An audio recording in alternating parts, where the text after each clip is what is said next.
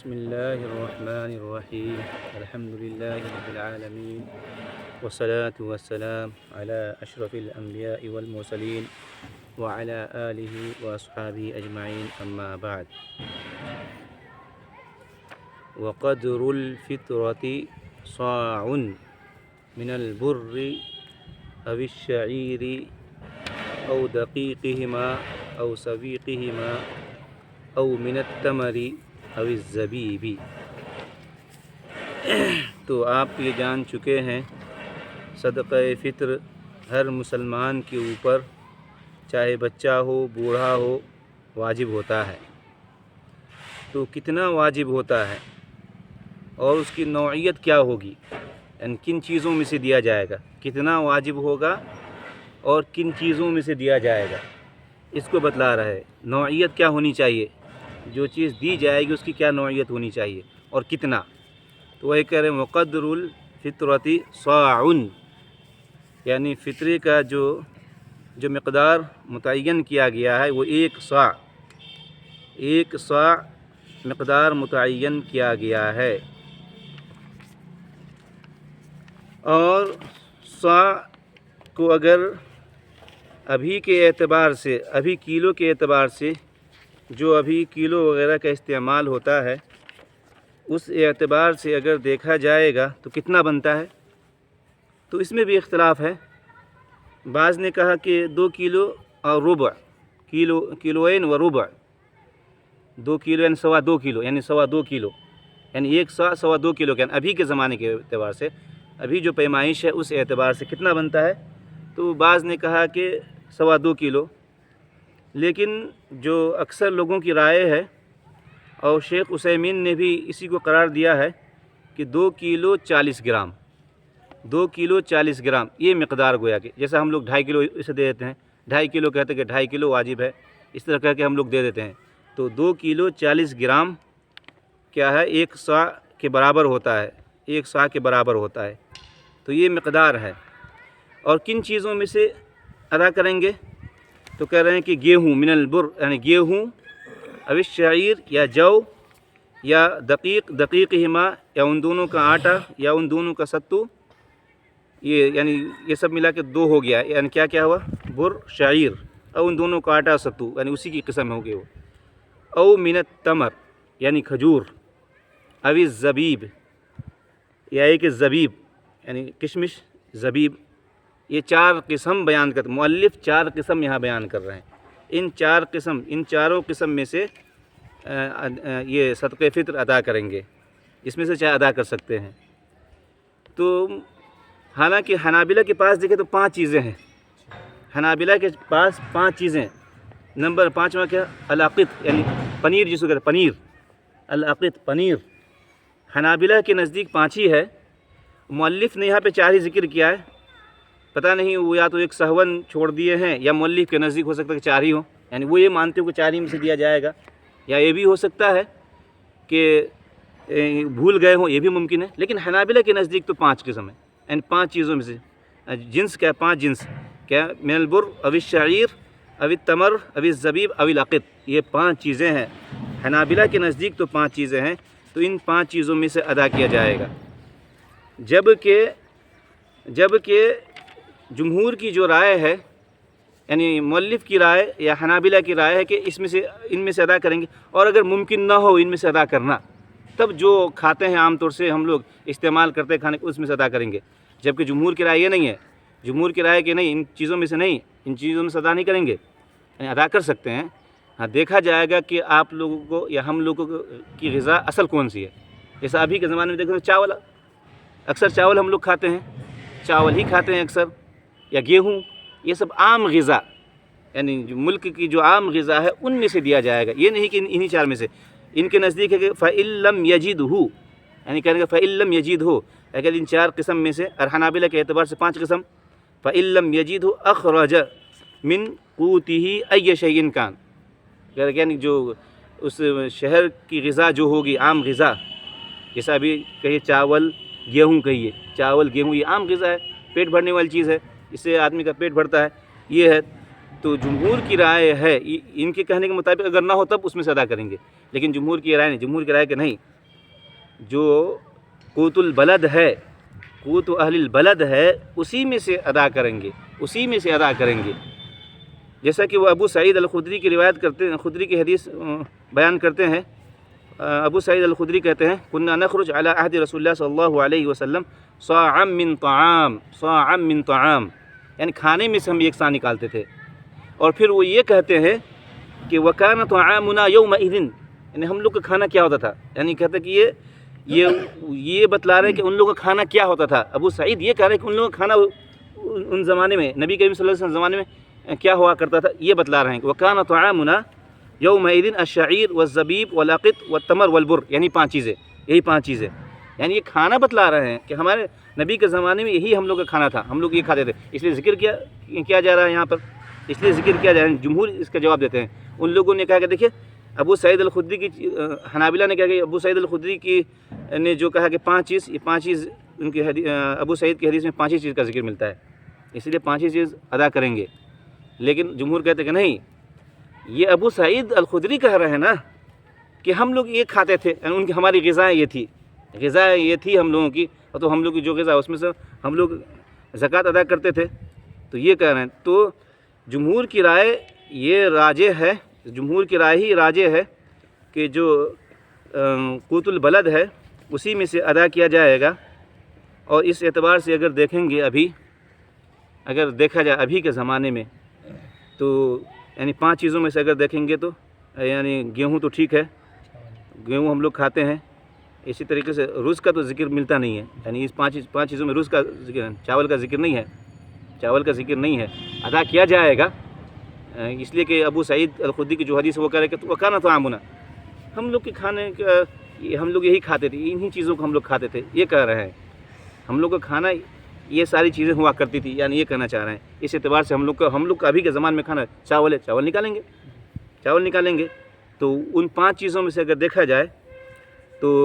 گیہوں ابھی ہم لوگ کھاتے ہیں، تو ہم یہ کہہ سکتے ہیں کہ اس میں زکوٰۃ نکالنے میں کوئی حرج کی بات نہیں ہے۔ شعیر کہتے ہیں کہ شعیر اب ہر جگہ کا کھانا نہیں رہا، اب کہتے ہیں کہ شعیر یہ انما ہوا علف للبہائم، ان بہائم کا کھنا اب ہو گیا تقریباً، اب وہ ہر آدمی کا کھانا نہیں رہا، اس وجہ سے کہتے ہیں اس میں زکوٰۃ نکالنا صحیح نہیں ہوگا۔ اسی طریقے سے زبیب بھی یہ کوئی کھانا ہم لوگ کا ہے نہیں جس سے پیٹ بھرے، اسی طریقے سے پنیر بھی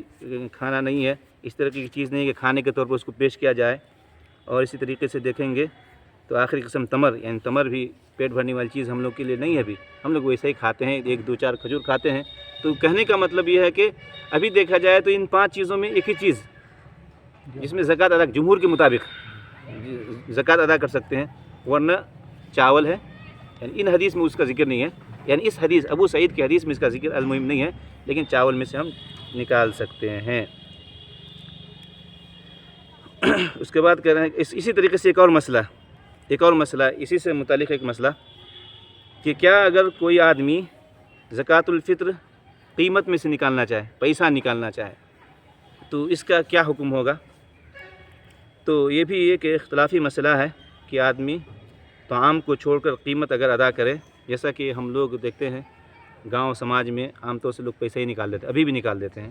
یہ ایک اختلافی مسئلہ ہے فقہاء کے درمیان، اس میں بھی 2 قول ہیں۔ جمہور کی جو رائے ہے کہتے ہیں کہ جائز نہیں ہے، اور کوئی نکالتا ہے تو وہ کافی نہیں ہوگا۔ جمہور کی رائے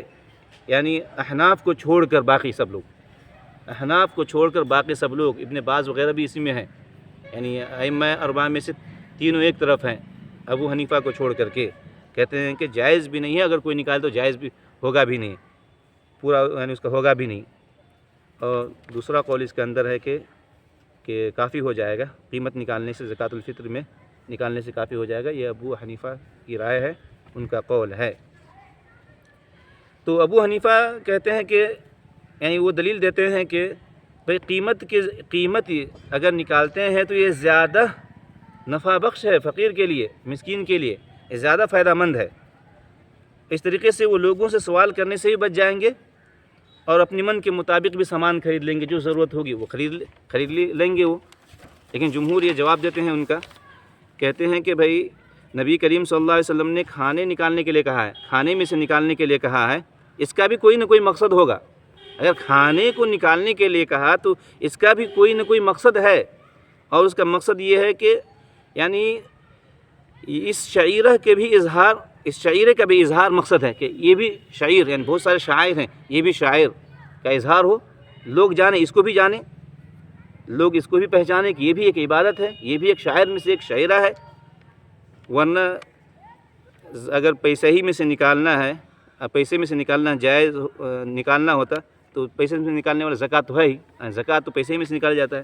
کتنے زکوٰۃ جو پیسے میں سے نکالے جاتے ہیں۔ اور ایسا نہیں کہ نبی کے زمانے میں یعنی پیسے وغیرہ نہیں پائے جاتے تھے، درہم دینار نہیں پائے جاتے تھے، اس زمانے میں پائے جاتے تھے، لیکن اس کے باوجود بھی نبی کریم صلی اللہ علیہ وسلم نے کھانے میں سے نکالنے کا حکم دیا ہے۔ اس کا بھی کچھ نہ کچھ المہم مقصد ہوگا، تو یہ کہ راجح قول کے مطابق کہ سنت یہی ہے کہ طعام ہی میں سے نکالا جائے، نقد میں سے نہ نکالا جائے۔ یہ دوسرا مسئلہ۔ اس کے بعد تیسرا مسئلہ بیان کر رہے ہیں کہ ومن لزمتہ فطرۃ نفسہ، لزمتہ فطرۃ من تلزمہ مؤنتہ لیلۃ العید، یعنی جس آدمی کے اوپر اپنے نفس کا فطرہ نکالنا واجب ہوتا ہے، اس کے اوپر اس آدمی کا بھی فطرہ نکالنا واجب ہوگا جس کا نان و نفقہ اس کے ذمے ہے، یعنی آپ کے اہل و عیال جو بھی ہیں، جس کی ذمہ داری آپ لیے ہوئے ہیں، خرچ کرتے ہیں، ان کے اوپر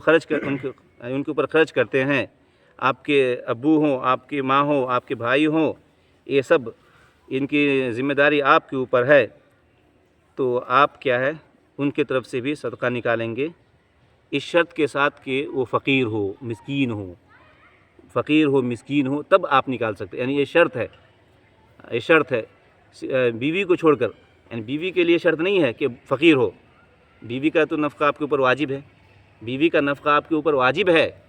ہاں بیوی کو چھوڑ کر جس رشتہ دار کا بھی آپ خرچ کرتے ہیں، رشتہ دار کے اوپر آپ خرچ کرتے ہیں، ان کا نکالنا بھی واجب ہوگا، صدقۃ الفطر نکالنا بھی واجب ہوگا، اس شرط کے ساتھ کہ وہ فقیر ہو، اس شرط کے ساتھ کہ وہ فقیر ہو آپ نکال سکتے ہیں۔ اس کے بعد کہہ رہے ہیں کہ لیلۃ العید، یعنی کب نکالیں گے؟ لیلۃ العید، لیلۃ العید یعنی عید کی رات، یعنی سورج کے غروب ہونے کے بعد زکوٰۃ الفطر واجب ہوگا، یا تو 30 روزے کو پورے کر کے، 30 رمضان کو پورے کر، یعنی یہ سمجھ لیجیے کہ 30 رمضان کو پورے کرنے کے بعد،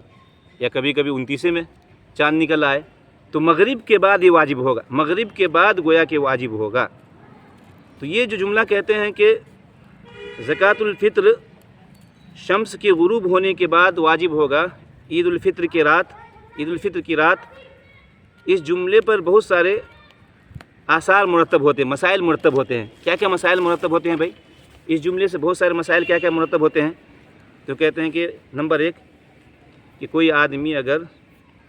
یعنی عید کی رات سورج کے غروب ہونے سے پہلے مر جائے،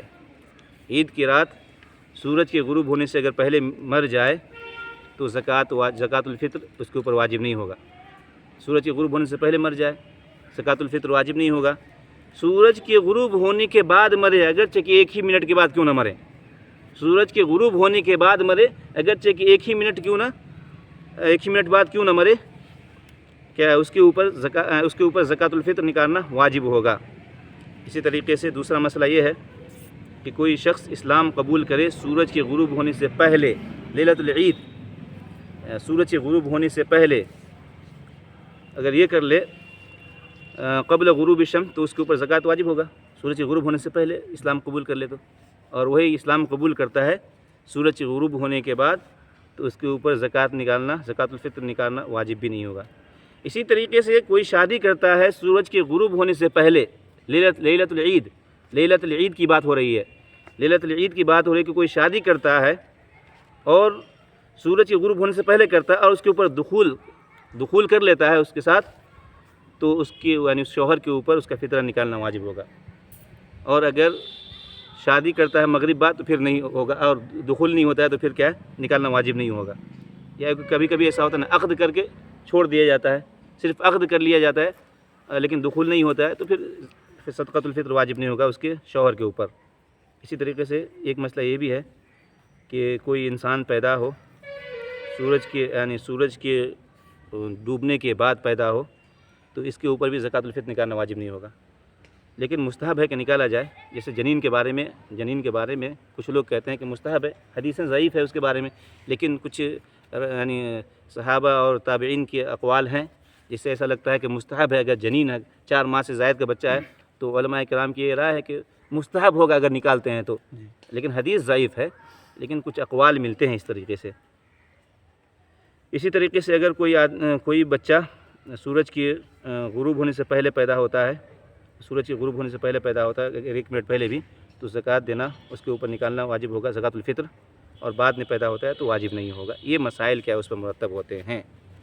تو وہی کہنے کہ دیکھیے ومن لزمتہ فطرۃ نفسہ لزمتہ فطرۃ من تلزمہ مؤنتہ لیلۃ العید، کہ جس انسان کے اوپر فطرہ نکالنا واجب ہوگا، جس انسان کو اپنا فطرہ نکالنا واجب ہوگا، اس انسان کے اوپر اس آدمی کا بھی فطرہ نکالنا واجب جس کا نام و نفقہ اس کے ذمے ہے۔ کب؟ لیلۃ العید، یعنی سورج کی غروب ہونے کے بعد۔ اذا ملک ما یؤدی عنہ، یعنی جب وہ مالک ہو، یعنی آپ مستطیع ہو، اتنا آپ کے پاس ہے کہ اس کی جانب سے ادا کرتے ہیں، تب جا کر کے آپ کے اوپر واجب ہوگا۔ لیکن امام ابو حنیفہ کہتے ہیں کہ کسی کا کوئی نہیں ادا کرے گا، ہر آدمی اپنا ذمہ دار ہے۔ ابو حنیفہ کی یہ رائے ہے کہ کوئی کسی کے طرف سے زکوٰۃ الفطر نہیں نکالے گا، ہر ایک آدمی اپنا ذمہ دار ہے۔ اور اسی طریقے سے اسی کی مثال دے کر سمجھا رہے ہیں، فَإِن كَانَتْ مُؤْنَتُهُ تَلْزَمُ جَمَاعَةً كَالْعَبْدِ الْمُشْتَرَكِ، کہ اگر کسی کا نان و نفقہ ایک جماعت کے اوپر ہو، یعنی ایک جماعت کے اوپر ہو، یعنی کسی کا باپ اس کا 4 بیٹے ہو، چاروں نان و نفقہ چاروں کے اوپر ہو، یا ایک کہہ رہے ہیں کہ جیسا کہ مثال خود دے رہے ہیں کالعبد المشترک، یعنی العبد المشترک کی مثال دے رہے ہیں، ایک آدمی ایک غلام ہے لیکن مشترک ہے، اس کا نان و نفقہ 4 آدمی کے اوپر ہے، یا یہ کہہ رہے ہیں کہ اوی المعسر القریب لجماعہ، یا یہ کہ کوئی قریبی رشتہ دار جس کا نان و نفقہ ایک جماعت کے اوپر ہے، تو کیا کرے گا؟ ففطرتہ علیہم علی حسب مؤنتہ، تو اس کا فطرہ بھی اسی اعتبار سے، نان و نفقہ کے اعتبار سے سب کے اوپر، چاروں کے اوپر بٹائے گا۔ وَإِن كَانَ بَعْضُهُ حُرًّا فَفِطْرَتُهُ عَلَيْهِ وَعَلَى سَيِّدِهِ، اور اسی طریقے سے کوئی غلام باز حر ہو تو حر کے اعتبار سے وہ دے گا، جتنا حر ہے اتنا وہ دے گا، اور باقی جتنا غلام اس کا سید کا نکالے گا، وَعَلَى سَيِّدِهِ۔ تو آج کے درس کو میرے خیال اسی پہ ختم کرتے ہیں، وآخر دعوانا